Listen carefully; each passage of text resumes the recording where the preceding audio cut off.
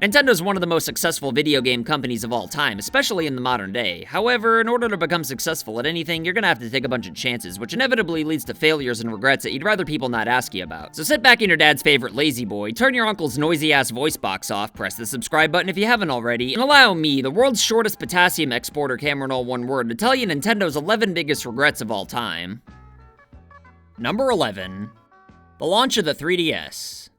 After the original Nintendo DS plowed all kinds of ass throughout the gaming world, Nintendo got cocky and thought that they could do no wrong, but as we all know, that never ever works out well for console makers, and the 3DS was certainly not immune to the repercussions of this type of arrogance. To be fair, it's not like they released a bad system or anything like that, but Nintendo either thought that Steel Diver and Pilot Wings were somehow good enough to justify people spending $250, or they thought that people were gonna buy the handheld no matter what. And due to this type of arrogance, the 3DS had a hard time getting things back on track, and it wasn't until a major price cut and a brand new 3D Mario game where people finally started supporting the platform, with early adopters being given free NES and Game Boy Advance games via the Ambassadors program. At the end of the day, the 3DS still ended up tearing ass around the backyard, which is why I put it so low on the list, but it was still less than half as successful as the original DS was before it, and had the above average size then not dropped the ball on the launch, then who knows how big Nintendo's final dedicated handheld could have been. Number 10. The Nintendo Creators Program. For those of you who don't know, Nintendo used to claim any video on YouTube that featured any of their gameplay or music whatsoever because they felt like it was stealing for some reason and failed to realize the value of the free promotion. However, after heavy fan backlash and countless riots, the Nintendo Creators Program was born, which was something that you'd sign up for if you wanted to stooge yourself off and lose 20% of any ad revenue in your videos with any Nintendo footage.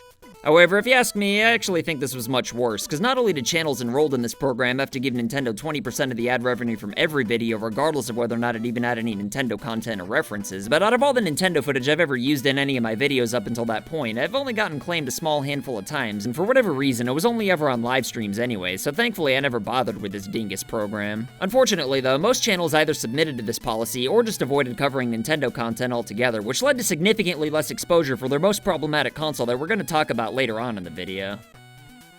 Number 9. JoyCon Drift on the Nintendo Switch. Personally, I've never really had much of a problem with this, because when my left Joy-Con started drifting in Breath of the Wild right after the Switch launched, I just disconnected and reconnected the controllers, just like with every other Nintendo console in history that had the exact same problem that, for some reason, nobody seems to talk about. However, even though this was never really a problem for me, it's still an issue that a lot of people have had to deal with constantly, to the point where they've either had to buy new Joy-Cons, give up on the Switch entirely, or participate in a class action lawsuit. To be fair, nothing's really happened with this lawsuit just yet, but even if nothing ever does, I'm sure Nintendo would rather have not had to repair countless Joy-Cons for free. I mean, don't get me wrong, it's nice that they're doing it and all, but it would have been even nicer for everybody involved if they didn't have to in the first place. Number 8. Losing Rare to Microsoft. After pumping out countless classics on the Nintendo 64, Rare Studios was up for sale in the hopes that Nintendo would want to lock them down. However, Nintendo CEO at the time, Frankie Nintendo, just sat on his beanbag with his thumb jammed up his ass while Microsoft nonchalantly took control of the company and all of its IPs the day after Star Fox Adventures was released for the GameCube. And aside from some random pirate game that nobody cares about, they haven't done jack squat with this company ever since. Apparently, the reason why Nintendo let such a valuable asset go is because they thought that their first-party games would be enough for GameCubes to sell out the ass, which of course brings us to... Number 7. Repelling third parties from the GameCube. That's right, along with letting their most trustworthy second-party developer go, Nintendo also had the attitude that third parties should be the ones begging them to develop games for the GameCube. In fact, Satoru Iwata even said that Nintendo doesn't believe in overwhelming third-party support, which is interesting for him to say since the 64 was considered somewhat of a commercial disappointment. And in case you were wondering, this attitude certainly didn't do any favors for Nintendo's multicolored lunchbox. I mean, the console did have some third-party support somehow, despite the fact that they were charging developers more money than Sony and Microsoft were. But for the most part, N-Dog just kept burying themselves more and more with every new interview by saying stupid things like it's not a race to see how many useless companies you can get on your side, or making fun of third parties for making their games multiplats. Because I mean, friggin' any developers want as many people to play their games as possible, am I right? Number 6. Using cartridges for the 64.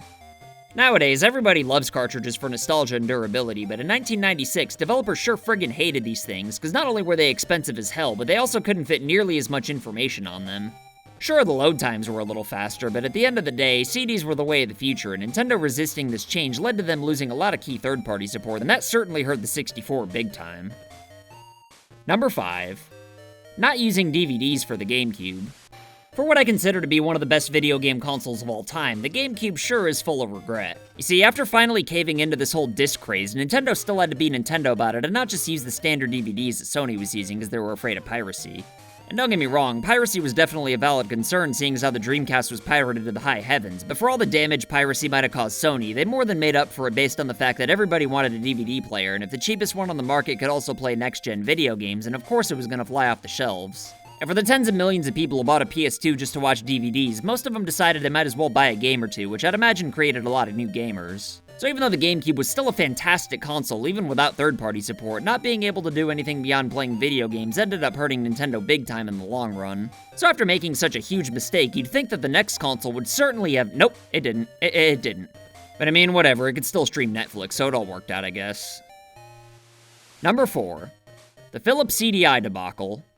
After committing a fatal flaw that I'm going to talk about in a little bit, Nintendo was hell-bent on getting a CD-based add-on for the Super Nintendo, and long story short, they eventually gave up in favor of the Super FX chip, but not before making a deal with Philips that promised them 1 Mario and 3 Zelda games. And since Nintendo refused to make them themselves, this led to these games being made by the same legendary team who brought you such titles as, Chill Manor and Mutant Rampage Body Slam. And as you might expect, the end result was a Nothing Happened in Mario game and 3 Zelda games that were so bad that they were actually kinda great. In the end, not a whole lot of harm actually came to Nintendo for having 2 of their biggest IPs appear on the CDI, mainly because people didn't even know this happened until the internet got bigger. But seeing as how Nintendo won't even joke about or acknowledge this particular blunder though, it leads me to believe that it's a bit of a soft spot for them, which is why it's relatively high on this list. Number 3. The Wii U.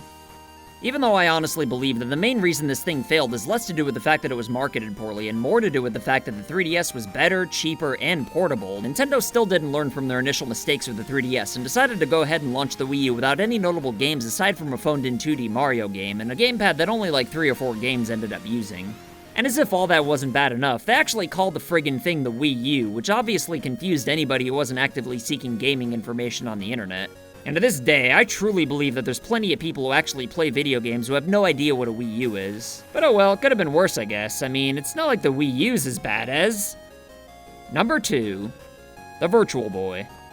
Alright, everybody knows the story about the Virtual Boy at this point, so I'm not gonna waste too much time here or insult your intelligence, but in the early 90s, people were obsessed with the idea of virtual reality and being fully immersed into these crazy video game worlds. But the problem with that is that technology from the early 90s was nowhere near ready for virtual reality to become reality. But you know what? That didn't stop Nintendo from rushing Gunpei Yokoi to do the best job he possibly could in like 20 minutes, and then firing him after he understandably couldn't get the job done. But even though I don't blame Mr. Yokoi, I can't deny that he certainly didn't come anywhere close to accomplishing virtual reality with this thing. Sadly, I was one of those dumbass kids who bought into the hype and actually got one of these things for my birthday, and even though Wario Land was pretty fun, my neck hurt so goddamn bad after I was finished with it because I didn't think to balance the console on my face while I laid on my back. Instead, I actually sat in a chair per Nintendo's recommendation, which I'm pretty sure somebody could probably sue them for, and many other people got migraines for only seeing red for long periods of time, so suffice to say, this thing flopped harder than a donkey's red job pee-pee. Number 1. Ditching Sony with the Super Nintendo PlayStation. Remember way back when I talked about Nintendo and Philips working together for a CD-based add-on for the Super Nintendo? Well, that deal was originally made with Sony to develop the Super Nintendo PlayStation, but the deal Sony had in mind was that they'd basically own the rights to all the games, which Nintendo would obviously never agree to, but rather than politely but firmly turn this offer down, the above-average sized den consciously let Sony announce the partnership, only to announce it the next day and tell everyone they were actually going to work with Philips. Obviously, this pissed Sony off pretty bad, which led to them making their own disc-based Spike console, and they may not have had any idea what they were doing, but the key is that they knew they had no idea what they were doing, and made sure to gain as much knowledge as possible before finally releasing the PlayStation, which then whooped the 64's ass. And to make a short story even shorter, Sony's been whooping all kinds of ass in the home console market ever since. There's really no way of knowing how things would have turned out if Nintendo committed to working with Sony, or if they'd at least not been such dicks about the breakup. But in the timeline most of us are living in, aside from those dang interdimensional beings, this one blunder's gotta be Nintendo's biggest regret of all time. But anyway, what do you think? Were there any important Nintendo regrets that I forgot to mention, or do you think I hit the ball out of the park like I always do? Either way, let me know what you think in the comments below, and as always, I'll try my goddamnedest to respond to everybody. But let me tell you, if there's 2 people who almost certainly have no regrets, then it would definitely be today's patrons of the day, Red Sin and Richard. If you want to be badasses like these 2, then consider supporting FU Game Crew on Patreon for loot boxes and silly rewards in the mail. Send pictures or videos of you rocking merch if you want to make cameos in my videos, and follow me on Twitch if you ever want to hang out whenever I play video games sometimes. My name's CameronAllOneWord, and I'll see you next time. So I want to say thank you to your loyalty. Thank you for your support.